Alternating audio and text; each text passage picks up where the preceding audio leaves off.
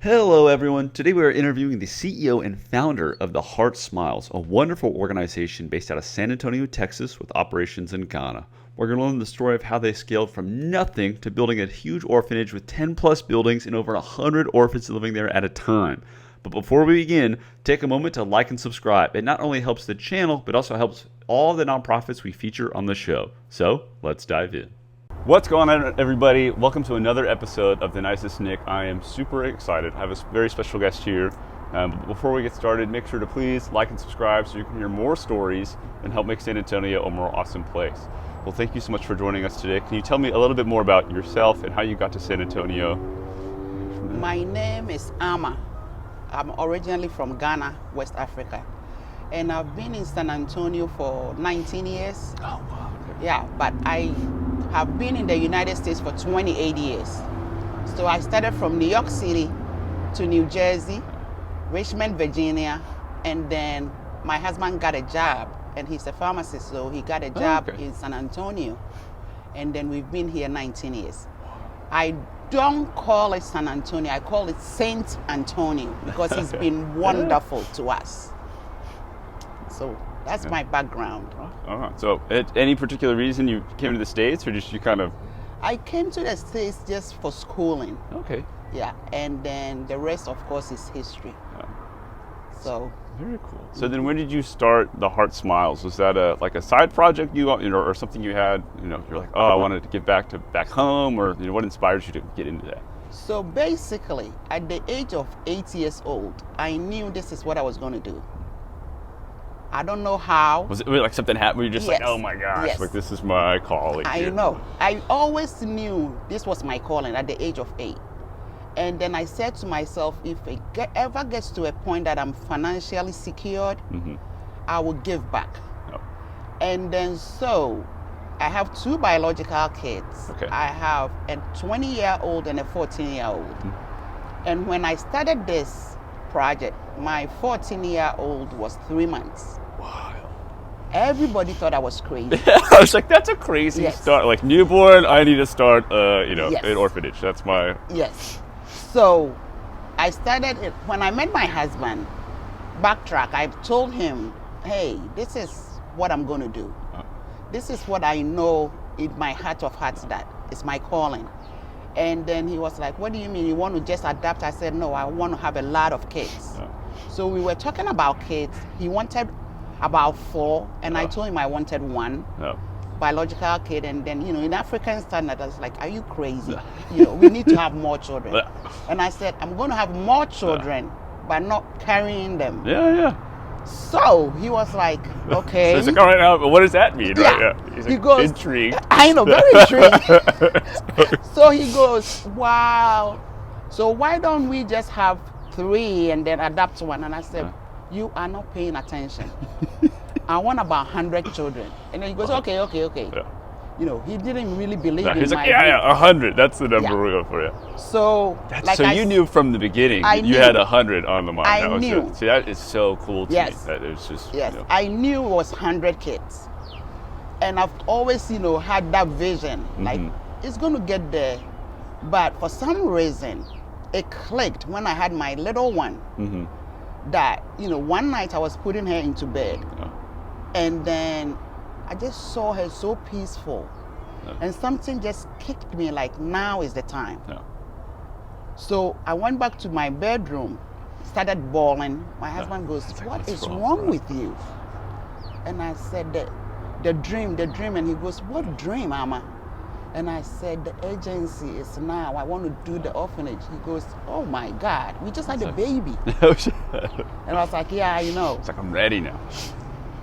So he called my family and a couple of my closest friends. He goes, I think she's going through postpartum because something's going on. Yeah. He's like, has this crazy idea, wants 100 kids. Like, you got to come hang out with her. I don't wanna do exactly, it. like what is going on with her, And then, so we went back and forth for 2 weeks, and he goes, okay, I'm going to support you the first year, but we have to do it the right way. I want you to get a tax attorney so we can do the 501c3. Yeah, do the real nonprofit. The real true, nonprofit. And I said, bring it on. I love that. Bring it Yes. And then 14 years, we have 100 kids That's great. on 2 acres of land in Africa, 10 buildings, 10 employees, and it just went like that. That's Yeah. so walk me through. So you're getting all the paperwork started, and you're like, hey, we're gonna go build this thing. Mm-hmm. Was your vision originally it was always gonna be in Ghana, or was it just, hey, we want to do an orphanage somewhere, or is It always was in Ghana. Mhm. But one of the things that I decided, and it was really like, I didn't want conflict of interest. No. So I didn't choose my parents' village or Okay. my grandparents' village. I chose a village that I could speak their dialect. Okay. Yeah. And then for people that don't know, how many dialects? What's the language barrier there? Like, just It's about 16 dialects. okay. Yeah. So I chose a specific place that I speak their dialect.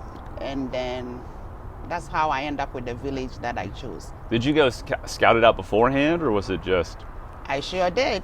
I went for about 2 years. Oh wow, that's a big time investment then. Yep. I will go, and mind you, although I'm from Ghana, Mm-hmm. I still had to gain their, the community trust. Yeah, because it's a new place, right? Because I feel like too, for like in fairness to the community leaders, someone Mm-hmm. shows up and is like, I don't live here anymore. I used to. I'm still gonna live in Texas. Yes. But we're gonna build an orphanage, and I want 100 plus kiddos in it. They're Yes. probably okay. Slow down, Amma. Like like nice to meet you, but Yeah. let's have some conversations I first know. about what's gonna happen. Some of them, okay, so basically, I scattered about maybe 4 villages. Yeah. None of the chiefs believed in what I was, talking about. That's great. So how do you convince him? Because I feel like that's a whole other piece of it, where it's one thing, it's like, wow, you have this. I feel like we've started where we've seen the end. I've gone online. I've seen the impact you guys have. It's super inspirational. Yes. But how do you get from before you even broke ground, convincing those folks like, hey, we're going to even let you do this in the Yes. first place? So basically, the village that I settled on, I went and then I was like, okay, this is my vision. This is what I want to do. But for now, I need to gain your trust. Mm-hmm. So then I started collecting like used books, toothpaste, toothbrushes, old clothes. Yeah. And then I would travel there. And then when I traveled there, I would give it out in the schools. Yeah. Right. I targeted about 4 schools in the area at that time. Oh, wow. Elementary school, yeah. And then when I did that, I went the following year and they go, oh, she's back. She's back. And I'm like, okay, so now, Oh, that's so cool. oh yeah. Okay. So now I was like, okay, now my only way to really, get them to believe in what I was doing, I said, I'm going to feed you, once a day. Yeah. So I hired 2 locals, over there. And then I will give them money to feed the kids. But the catch was you have to be in school to get the food. Good rule, by the way. Yes. That's great. Super fair catch. Yes. Yeah. I was like, you need to be in school to get the meal. Yeah. So then I will just get the ladies to cook, and they will go to the 4 different schools. And then the kids will come and eat, because mind you, they didn't even want to be in school, but they were coming because they knew they were going to get fed. Wow. So that is how, so I started that for another 2 years. And were you a registered 501c3 at that point and getting donations, or was that kind of during the process? During the process. Okay. Yeah, during the process. So then I started feeding the kids. And then I will come back here and then tell my neighbors about it. So one of my neighbors was like, what, you doing what? And I said, this is what I'm doing. What is this? Yeah. And then she goes, I think I have, somebody who might be really interested in what you're doing. My niece is really interested. And I think a year prior to that is when Haiti hit so bad. So the school, which is Wilderness Oak Elementary School, when I tell you I call San Antonio Saint Antonio, that is where it comes from. Wow. It's just because community involvement, or you got to Community. elaborate there? That's Community involvement. So the kids in the elementary school, Wilderness Oak Elementary, Yeah. and it happens to be the same school my kids went to. So I was like, yo, they did what? They raised money for Haiti? Yeah. And she goes, let me introduce you to my niece. So I met this niece, and I always wanted, Small world. This is Small wild. world. Yeah. It's just I always wanted people to go see for themselves than me talking about this. Yeah. So when I met with her, I told her what I was doing, and then and I said, but I don't want you to just go talk the talk. I want you to walk the walk. Yeah. So you need to come to Ghana with me. And she goes, okay, I'll go. Let's do it. Yeah. Yeah. Oh, that's so cool. Yeah. Yeah. So sure enough, she went with me, and at that time, I had convinced the chief to give me a land. I don't know how I was going to do it, but I was Now you had, that's like big step one, right? You've got the area to go in. Okay. Big step. And then I told the chief, I had just one request. I said, I don't have the money to build a school, but I want the land to be really next to the school. Yeah. If you can provide me that, they will stay here, room on board, and they will walk to school. They can go to school, right? Yes. And then, so I got that land. So when I went with that lady and her husband, we went to the land and we started breaking the ground. See, I just love, and to give you props, and I will a bunch of times probably today, but I think it's so cool you had the foresight to even say, the land we need to get is right by the school, because I think a lot of people don't realize that anywhere, regardless of like where you're at in the world, the ability to have children like see school as an opportunity doesn't exist everywhere. Like I think in the United States, it's like, okay, that's what you have to do. There's a lot of like parameters around that. In most places, it's not like that. No, at all. So the fact that you were already able to say, hey, this has to be right here. Yes. Because as soon as they're ready to go to school, it's right here. Yes. And that's how the meals are tied to school. It incentivizes them to like, pave that pathway to education. Exactly. So that is super cool. So you're breaking ground. So I broke the ground, and then this lady and her husband went with me. So they came back, and then the school, the elementary school, Wilderness Oak, got to see the video, and they go, "Oh, she really is the real deal." She really. She wasn't just talking. Yes. So then we decided to do the fundraising in the school, and the principal was like, "Okay." So up till today, every Valentine's Day, the kids will buy bracelets for their friends. Oh, cool. Yeah. And then I'm talking about $1. Yeah. So the $1 that they started doing, my first major money from a donor was $2,500 from the school. Wow. And then that is what I used to build our first building, which is our office building, now our storage. That's crazy. And then my thing was every individual or a company, and I still do it, but till now, if you give me the money to do a project, then I will have your name attached to it. So that building is called Wilderness Oak Center. Oh, that's awesome. Yes. So that is how we went about. Our first, big donation came from Wilderness Oak. That's crazy. So then from there it was, how many, I guess, orphans did you have in that first building? Then how did you scale out to 100? Because obviously it's changed, it's grown over time. Exactly. So basically, whilst we were building, we were still feeding them up.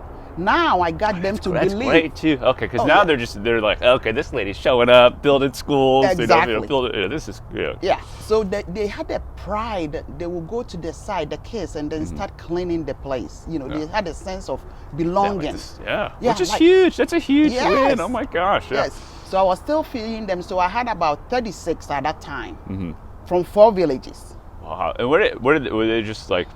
Where did those kids come from? Like I said, from that initial like 0 to 36, was it just they heard about you and they?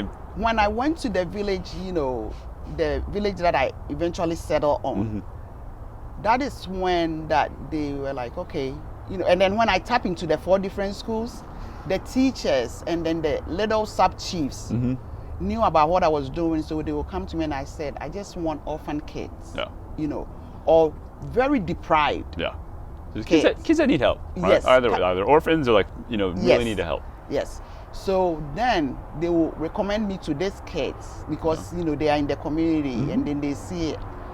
And then that's how I end up with the 36. Yeah. And then as far as, they are orphans and then deprived kids, I want them, but, you have to be in school. Yeah. You have to constantly come to school. Yeah. So I got my 36, and then they will come to the site and then clean up and all that.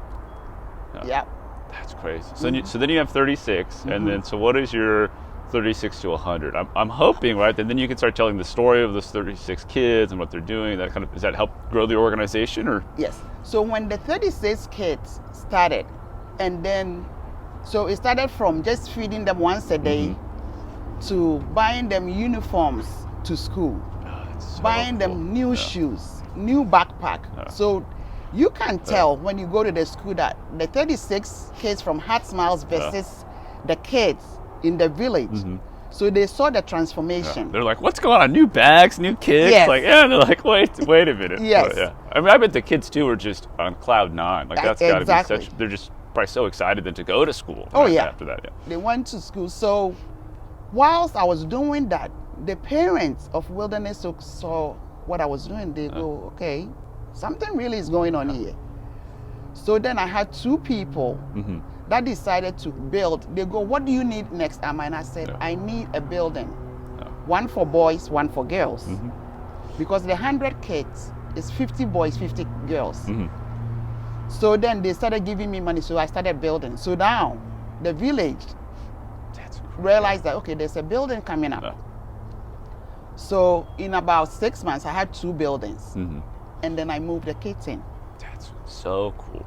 So when you managing the buildings from Texas, like at what point did you say, oh man, I need to hire people, or how'd you scale out at this point? Because I feel like that's a you're saying, It's big so deal. I'm like this. I'm gonna give major credit here, right? Because you casually were just like, yeah, we had 36 kids, and then I built 2 buildings, Yes. and then we had 100. I was like, come on, that's a building. I cannot even imagine building a building, let alone project managing that from here, thousands of miles away. Yes. So at what point were you like, okay, I need boots on the ground, or how did you manage that process? So basically, mind you, I had 2 employees, right, cooking. So then I had to have somebody that I can trust Well, yeah. over there. So I had one guy that I knew growing up. And then I used him to be like oversee what is going on.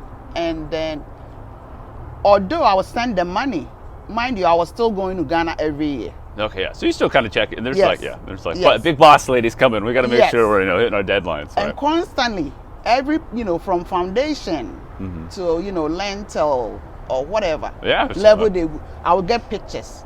So I was very, constantly seeing what is going on. And then I'll go there physically to see it. Yeah. So we had 2 buildings.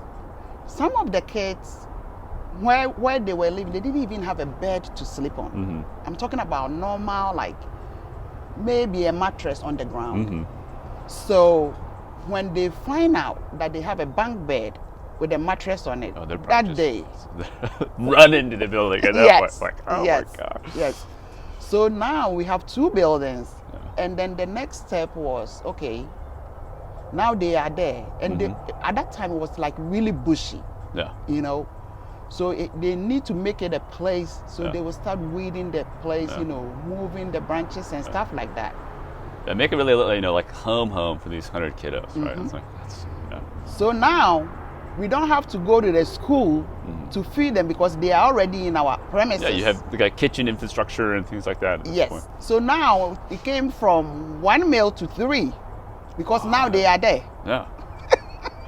Which again, like operationally, I'm laughing because you say this, like I cannot fathom how hard this, but like, because I've done like a lot of like food planning stuff, and one of the things it's like what goes into a meal is so it's not just like here's a slice of pizza 3 times a day. Like you have to have like nutrition, like think like that's all a huge like mindset in planning projects. Yes. So going from 1 to 3 is obviously a big gap. Was that more employees, or is that you just kind of like getting folks together? Like how do you manage all that? That's crazy to me. Like, It's crazy.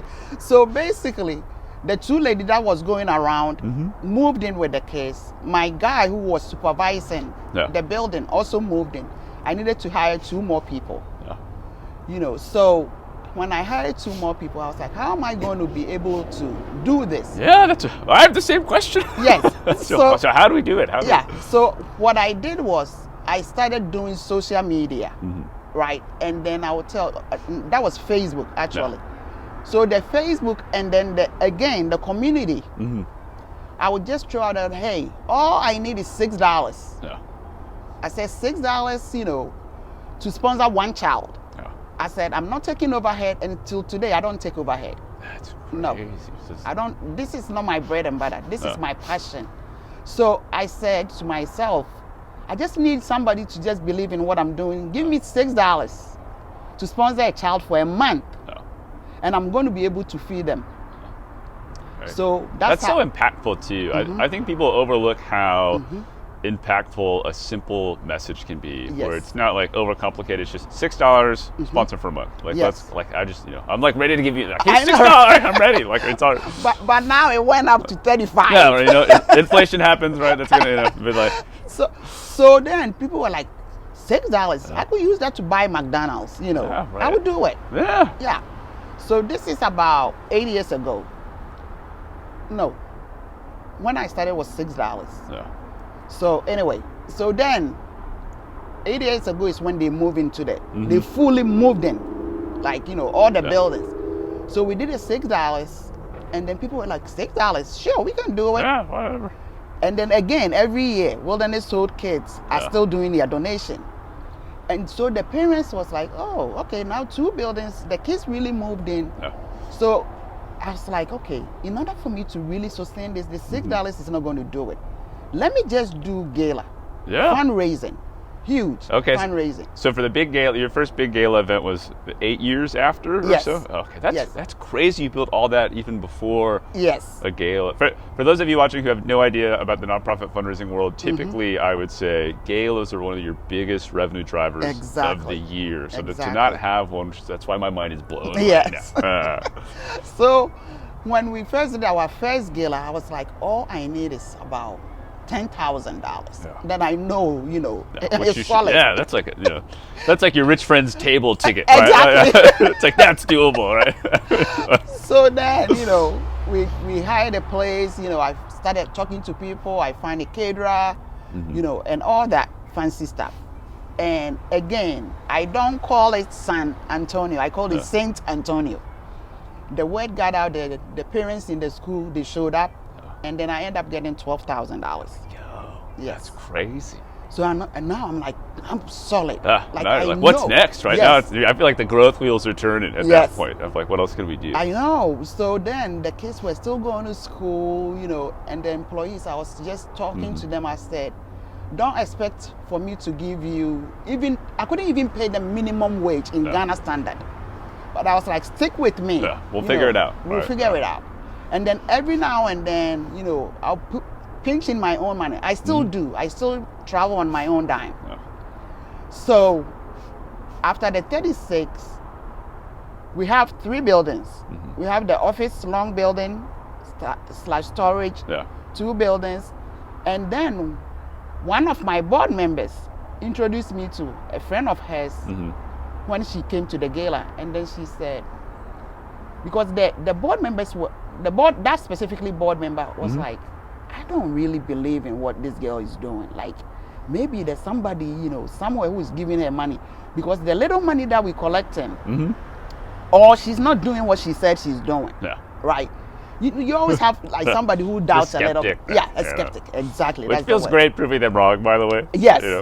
So then she came to me and she goes, oh, one of my friends is really interested in going to Africa with you. And I'm like, a friend of yours? Not you, but a friend? Sure, great. Let's go. Right? At first I was like, I don't even know this lady. Yeah. Why would I take somebody? I don't know what kind of sickness, nothing about her. But then my husband said, you're going to take her. And I was like, what? He goes, yeah, I think you should take her. So I took that lady with me. And when we first got to Ghana, and then for the first 4 days, she was kind of irritated, right? She was kind of upset. And I'm thinking, what is wrong with her? What? Yeah. And I'm like, maybe because we are in the bushes. Maybe she's not comfortable with the setting. And the 4th day, I said, what is going on? Are you okay? And she goes, I am so upset. And I said, why? Yeah, why? She goes, you are doing so much on the grounds. And what are you telling us in America is nothing.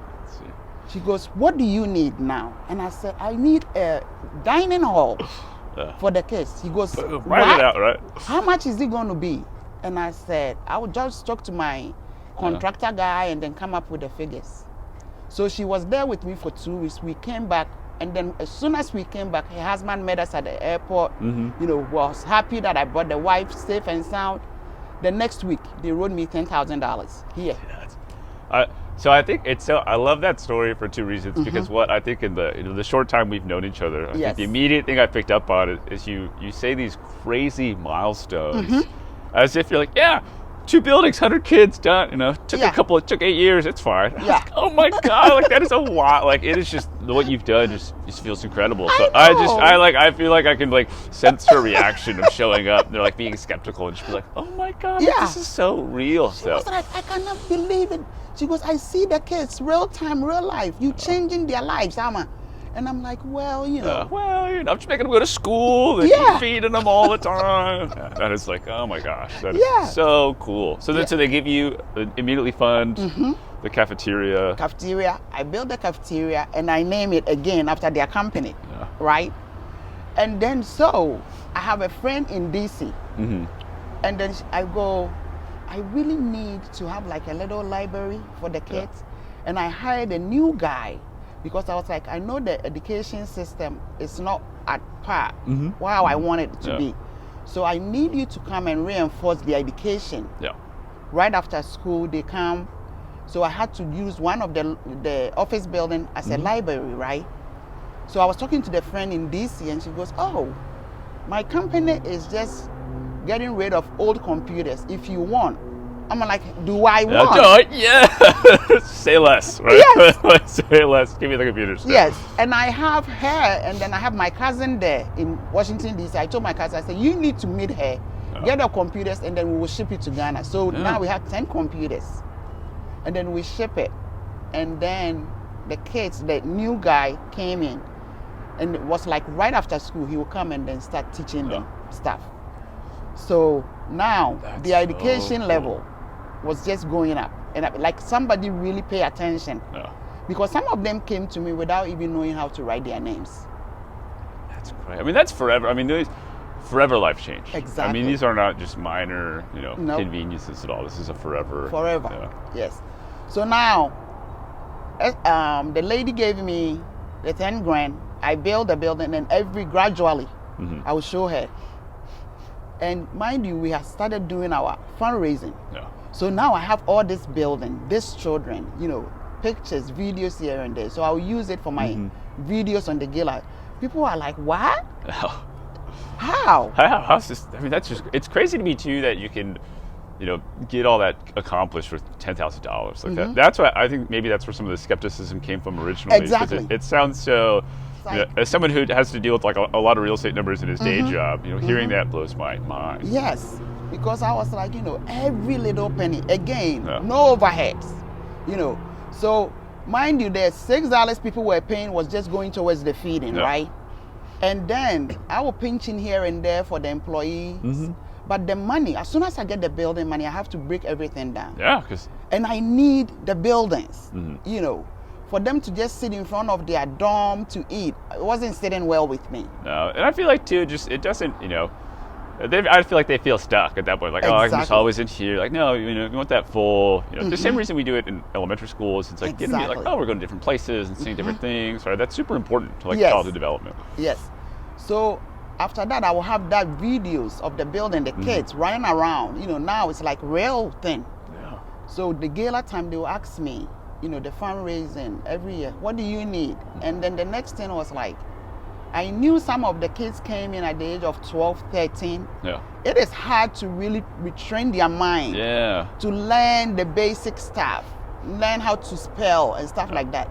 So I figured, I think it would be good to have a trade in the building for the kids. So I said, my next building, I will want to have like a sewing building, right? And then, so one of the ladies I met again, because I keep meeting new people, right? Is this just all through galas, or how are you building this network? Because that seems amazing. Galas and then word of mouth. People would tell them, hey, this lady is doing this thing and it's crazy. Come check it out. Come check it out. So they would come to the gala and see stuff, and then wow. So this specific lady said, what do you need next? And I said, I need a vocational building. So okay. So again, they gave me 10 grand. And then I built this, and they own a company, so I named the building after their company. And then from that time, I made it so big that I was able to move the library in there, the computer lab, separate room, and then the sewing room. Wow. So then I had to hire somebody who knows how to sew. Yeah. So then I upped one employee. I found a sewing lady who was also able to live in the campus and then help the kids how to sew. Yeah. Wow. And then she's just checking on now they're ready to go at that point, I right? know. So then, so that's I think super impactful. So then you're at what point, like 12 years in at that, or how far in along the journey is that? So we are talking about. I started in 2009, 2009. That's when I started organizing. The first 2 years was just, figure stuff out. Definitely. And then let's say the next year and a half was when the building started, right? So I'm talking about maybe 4 years in. 4 years and a half, four buildings. I have the long building, which is a crazy good metric as an aside. Like 1 year, every year I'm going to get a building. Yes. So now people were like, okay, we're going to go and see it, Ama. So some of my board members was like, we want to go see it. So now I'm like, okay. Mind you, I can just go, really, like I can sleep under the tree. I am that girl. It doesn't bother me. No. It doesn't. Yeah. But the board maybe not, right? I'll say it for you. The board maybe not. Yeah. But the lady that did the dormitory when we went, did the dining hall, sorry. When we went, I said, hey, the long building, we can put a bunk bed. And then she was cool with it. But so I was like, okay, you guys want to come, but either we sleep in one of the rooms, the bed in the rooms with the kids, or we figure it out. So again, I find somebody who was like, what do you need? And I said, I need a guest house. And then I met her through, I used to go to, Pilates class, believe it or not. I was in shape at one point. You and me both. So I met San Antonio is like, the tacos get you at some point. I know, We've been here for a while. Oh my God. It's gonna, I'm telling you, San Antonio. So she was like, okay, let me talk to my husband. They built a guest house. So when I took the other board members, we had a place to stay. See, that's cool. So that was my next building. So after that, mind you, every year is going on. The Wilderness Soul kids are just doing their fundraising. And I'm talking about maybe $2,000, a year. But it was like $2,000 I didn't have. And then the gala was also going on, And then I would just set a goal. Okay, my first one was 12,000. So my next one, I said I want 15. But every time I just give out the number, it surpasses my thing. I'm like, wow. I'm a higher number. You got to put it out into reality. Yes. I think that's the I big always thing have to, So then it started, slow balling, like that. And then we just kept going, and the kids were doing well in school. And then my thing was like, okay, they are doing, the sewing. The ones that are going to school. But I saw the improvement. I was like, I'm not just going to let them just finish. Yeah, because what's next, right? I feel like this is when, I'm not just going to let them finish middle school. There has to be a higher purpose. I want them to go to high school. These kids don't dream about high school. They are just in a survival mode. They are just thinking about what they're going to eat the next day. Now I'm opening their mind of, possibilities. I'm like, okay, I can go to high school. And I'm like, yeah. And you're going to make it to high school. Wow. So then they started going to high school. I'll have like maybe a handful. And is this all through your buildings, or just other villages that you've kind of connected with to send them to high schools, or how does that happen? Now, it's just the 36 kids. Now I don't have to stretch my hands. It was just the 36 kids, and I'm like, you can do this. I'm going to be here to guide you. And then every year I go, it kind of, give them hope. Like, my mama hasn't left us. She keeps coming. She's back, right? Yeah, and they wanted to give me some, because they knew that education was so important to me. So they wanted to prove to me that, okay, we're doing really well. We know. Yeah. Yes. So That's so cool. I know, their report card, Yeah. they will show me with pride. Like, Mama, we did so good. And then I'll give them incentive, like I'll buy, extra. Little treats and stuff. Yes, Yeah. treats. So that is how I got them to really change their mindset that, now I'm living here. Yeah. And then now I have roof over my head. I have water to bathe, I have new clothes. They had a sense of pride. Yeah. And then things just clicked. That's Clicked for just them. so, I feel like I'm gonna cry now. Just like so powerful, right? It's one of Oh. those. So as those kids, like they hit high school and they're kind of going through that almost like transition moment in their Yes. mind, where it's like that like pride of value in self. Exactly. So what were their next steps? Are they kind of in that now, or where are those kids today? Okay, so now after the 36, and then I have all this building. About 4 years ago, I was like, you know what? I think I can up it. Yeah. So I went to my board members and I said, look, the word is out there. People are believing in what we're doing. I said the 36 kids are really doing good. But I want to have my 100 kids. And they go, Yeah. Amma, are you crazy? Can you just hold on? And they go, man, I had one of the board members quit because my dream was just too big. It's like, and I said, trust me. Dream bigger. Like always, aim for Yeah. the moon, right? You got to. And that's one of the things. Anybody who knows me knows I'm a little cuckoo because Yeah. I throw it out to the universe and they go, everybody is looking at me like, Yeah. it's impossible. We are barely surviving. And I said, trust. I said, it's going to happen. So they go, but the kids don't even have a room. I said, well, I'm just going to throw We'll it figure out it out. there. Yeah. So my next gala, they asked me, what do you want? I said, now I need more money to feed the kids because now things are changing, Yeah. right? So from the $6, my core supporters, I know you can do it. Let's go to 35. Yeah. 35 will feed them and clothe them, Yeah. right? It's not just the feeding It's anymore. the whole thing. Yeah. It's the whole thing. $35. I had a bunch of people left. Some new people came, and now it's still $35. So then we started. They go, okay, you up in the 35, and you also want us to get money for new buildings. And I said, yeah. So out of nowhere, my brother is in Washington. He talked to a friend of his. He was, let me contact your, let me have a contact number to your sister.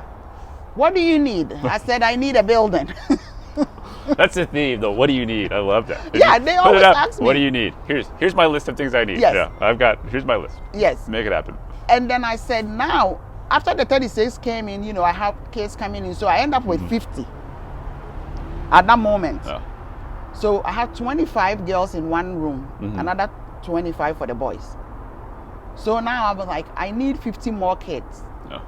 And then the social welfare people keep bringing like the list because now the villagers started believing, my God, and there's so much need, And that specific village, they do mining. Okay. So the kids don't even believe in school. Everybody 'cause wants to they're- go into the mining. You just And go into it. the risk about the mining is they end up, dying. Yeah, because- the mines are super yes. unsafe. Yeah. So now the social welfare people were like, please, Sister Amma, and I said, there's so much I can do. I said, I always knew my number was going to be 100. I said, when I have 100 and then they graduate out, then I will fill in the spot. Always hit it. Yes. So now I was like, okay, my board members, okay, Amma, what do you need again? And I'm like, well, the building. So my brother's friend in Washington, D.C., he gave me money, again, 10 grand, because that was always, the ideal, because I know. And then the infatuation, right? So I was like, okay, 10, we build that building. And then there's a guy here in San Antonio, and I met him through the Wilderness Oak. He's a real estate guy. He's just very chilled. He's one of those who give you donation. He doesn't want to be. Want to be talking to? He's No. like, yeah, don't talk about me, but here's. Yeah, he goes, I'm here. He goes, I'll build the next building. So he built the next building. So now I started going through the list to pick the right kids. And I end up with 25 girls, 25 boys. And this was like 4 years ago. So now all you know, I have 100. That's crazy. Well, we got the number, right? Yes. I think that's the number in mind. That was Yes. just- So now we got the number, and meanwhile the kids, started going to high school. And in African standard, we don't do high school like we do here, because the high school will be so far away that you cannot just go and come. Yeah. So you have to go in a boarding setting. Okay. So almost like boarding school or like a university kind of equivalent. Exactly. So as I speak to you now, I have 11 kids in high school, and then I have 7 in college. Great. So is that where like the furthest along they are today? Is Yes. What you say? A major milestone. Yes. By the way. Big milestone. So what do they want to do? Do they? I'm assuming they tell you, right? That has to be such a cool achievement. Yes. Yeah. So basically, the 7 in college, I have 2 of them in teachers training college. I have one doing IT. I have one doing medical lab. I have one doing electronics. Oh, they're all over the place. All over. One is doing accounting, and the other one is doing let's say, how do you say it here? It's like land commission thing. Yeah. So I have 7 of them in college. They didn't have any idea. Any idea? I have one of the ones in college that is doing accounting. His story is like my success story ever, because when I met him, he had clubfoot. Yeah. Didn't know how to walk, and I think he was about 8 at that time. And in African standard, it's like, okay, this guy, this baby is demon. We don't want anything to do with. Yeah, just just discard him, sort of thing. I'm like, my God, if this kid was in America, they will fit his feet right, right away. So I took it upon myself, and talk about crazy story, right? I was This like, one is this I'm crazy. excited for it because Yes. this is crazy already. That one is crazy. So I went, and then I took him, and then he was going back and forth, and I started him when we were feeding. Yeah. So I came back to the US, and then I started doing my research. I was like, this is crazy. There's got to be a way to help this kid out. And that was the same time that I took the teacher from Wilderness Oak with me. So she came, and then she goes, Amma, I'm going to do research. This is crazy. There should be a doctor in Ghana. So she's doing the research. And one day she just say, hey, I found this, website, and it's called Global Food Network, and they are in Ghana. And I said, what? Boom, right? Yeah. I said, give me the number. So I started calling them, and they go, there's just one orthopedic surgeon that can do this boy foot, but he is on vacation. Can I have his number? Yeah. They gave me the guy's number. That's great. Here's this phone. Yeah. So I called him politely. I said, hey, Dr. So and so. The ones that are really like very impactful in my journey, they don't want me to mention their name. They like So extent they're like, I'm gonna take all the credit. You figured it, you got it. That's cool though. I think that's part of the story. I know. So I called him very polite. I said, hey, my name is Amma, originally from Ghana. I'm doing this orphanage thing. One of my kids need help. And then he goes, well, I'm in Germany, so, I'm coming back to Ghana in 2 weeks. Call me. And I said, okay. So after 2 weeks, I started calling this guy, and he wasn't picking his phone up. It's like, hey, I know you're back. So one time I said, okay, I'm going to fix this guy. I know the time difference, right? So I said, I'm going to get up really early and then call him at dawn. Either he picks my phone up, and then my request was like, I just need you to see the kid. Yeah, that's it. Just let me know what we can do, or just give see me the him, options. right? And then I bluff a little, but I'm willing to pay. Meanwhile, I don't have a dime to pay. Figure it out, right? Throw it out there, So I called him, and he picked up, and I said, this is Amma. He hung up. I said, okay, cool. So I specifically did this morning phone calls for 2 weeks. Oh, that's And the last phone call he picked, I said, either you change your number, or I'm going to call you till you see this kid. And then out of anger, he goes, bring the kid. This day and this day. So I sent my guy, I said, take the kid to him. So when he took the kid to him, and he realized that the kid wasn't my biological kid, and what I was saying was true, that the kid was an orphan that I was trying to help. When I tell you this guy did the surgery for free, you will not believe it. That's crazy.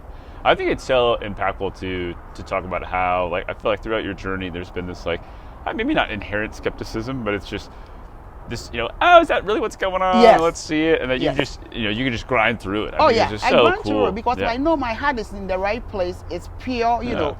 And like, if you want to go and research me or do any background, it's like, do it, right? Do it. I'm like, I'm just here doing my, my thing. And I know in my heart of hearts, this is my purpose. And I believe that everybody that comes across my path, there's a reason for it. And I want to hold on to that, because at the end, that's what I told him. I told the doctor, I said, I knew that God gave you this gift so you can help others. And that kid was supposed to cross my path, so for me so we could make this connection. So he did it for free. And then when the surgery was done for free, then I started telling people about it, doing Facebook. And then I'm like, now I have this issue. Now he did the surgery, but now he needs to learn how to walk. Rehabilitation. And then people started giving him money. And he was in a rehab for like 3 months. Wow. And he started using crutches. And now he's walking perfectly fine. And now he's in college. And that's so, I love too that's the full circle from one meal a day to school, to high school, to college, to surgery. And I just think that's where, did you think that was going to be kind of like what you're up to, 12 years ago when you're like, oh, I want 100 kiddos? Was that what you're, like, how does that feel now, like looking back? Because that to me, it blows my mind. Nick, what is amazing to me is it all felt like a dream. Although I was living it, I think about maybe 4 years ago, that's when it really sank in, like, this is my life, like, I'm living this. Because I would go there, and every time I go, that's where I stay. I was never really born in the village. My dad was a building contractor, road contractor, so in African standard, we were middle class. Like, my siblings don't understand why I'm in the village. Like, how do you even sleep there? And I'm like, I said, I'm that girl, So I never really understood how I was just able to live this life. So it was like a dream. So 4 years ago, I'm like, this is my reality. And I see the kids giggling and running around in the morning. They don't have any worries. And that's when I knew, like, this is definitely my calling. That's so cool. And I'm really humble by it. I don't take it for granted at all. I feel like, especially with, even in my own projects, right? It's one of those, every story that I feel like you get to share or you get to tell. It's like, we're just megaphones for all these other impacts that we'll have, right? It's I always, one of the things I talk a lot about on the channel and kind of some of the projects we do is how do you be that ripple effect, right? Because it's way more impactful to just start, the wave than try and do everything, right? So it blows my mind that you within it's such a short timeline, you've got 100 plus, ripples, right, coming out of like what all these kids will do and when they graduate and the stories they'll tell, and it's gonna be like, oh yeah, just because because of Amma, like it was all because like that's where I started. Like that is so impactful. One of my friends, we were talking about this. He goes, you don't know the impact you're having on this kid, because you are affecting generation, and I never even thought about that. Because in my mind, I'm living this dream, right? And people always told me, Amma, you changing these children's life. I'm like, no, they've changed mine. They've given me a sense of purpose. Like, they've changed me to, to the core, because I was just here, just trying to, in my mind, my passion, trying to do the right thing. But they've changed me so much. They really, really have. That's so awesome. And you've changed their lives too. I mean, forever. I just think that's such a, for generation. I mean, that's, world changing. That's generations and generations because of kids. Because now the world is so small, so small. Because years ago, let's say about 20 years ago, African was so afterthought. Like nobody wants to go Africa. I don't want to go there. But now, like people are really what is it out there? And it's so, it's not far-fetched anymore. You can just, hop in the plane, get your visa, hop in the plane, and then go. So And also one of my, like 4 years when I really settled in that this is what I'm really living for, I was like, you know what? I want to be the first person in Ghana, per se, or in Africa. Yeah. That would change the narrative that, you know, orphans in Africa are of no good. You know, you can't really help them. Yeah. Yeah. And then, you know, orphanage are just there to rip up people, right? So I had that mindset, like now I have all this to prove for. If you go, the kids are there. They are changing their lives, you know. So although there's so many corruption, there are still good people out there who wants to do the right thing. Yeah. So I'm grateful. I love that. So, really. So what's next then? So I know you've obviously done a ton. You've got your benchmark of 100 kiddos and beyond, right? If you think about folks that have kind of gone through the program. So in your mind, dare I ask the question, what do you need, right? What's next? So now what I really need is I need to just sustain this, because it's not just now I have 10 buildings. Yeah, crazy. Yeah, including a clinic. I have a clinic in there. And now I have to hire, a professional. And that's staff now, right? Yes. I mean, Now that's overhead, that's real. And yes. So now I'm hoping that somebody will see this out there, contact you or, contact me and say, hey, we are here, we believe in your dream, we want to help. So I just need to have more employees, sustain it, and hopefully my upcoming gala, which is September 9th, 2023, they will get to come and see the videos, and then just help us any way they come. I love that. And for everybody watching, I will say all the information to get in touch with Amma is going to be in the description below. We'll have links to the to the site, to her Facebook, and all that info. So if you're like, what do I do now? It's definitely down there. Or if you ping the channel, we'll get you in touch. We'll make it happen. Exactly, Nick. But there's so much. I can go on and on with the story. Again, there's 100 children. That's so amazing. So we need to do follow-up. Yes. Oh my gosh, yes.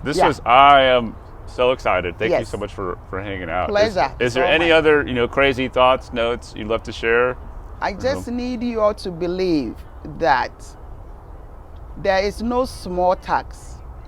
Everything that you feel in your heart you want to help with this organization, you can do it. $1 to, whatever money. We will take it, and we really appreciate you all. Thank you, St. Antonio, for everything you've done for the Heart Smiles and the kids. Awesome. Thank you, Nick. Oh my gosh! Oh, thank you so much. Pleasure. And thanks everybody for watching. Amma did a much better sign off than I ever could. So we're gonna get this rocking and rolling, and we'll see y'all next time. Thank you. Bye.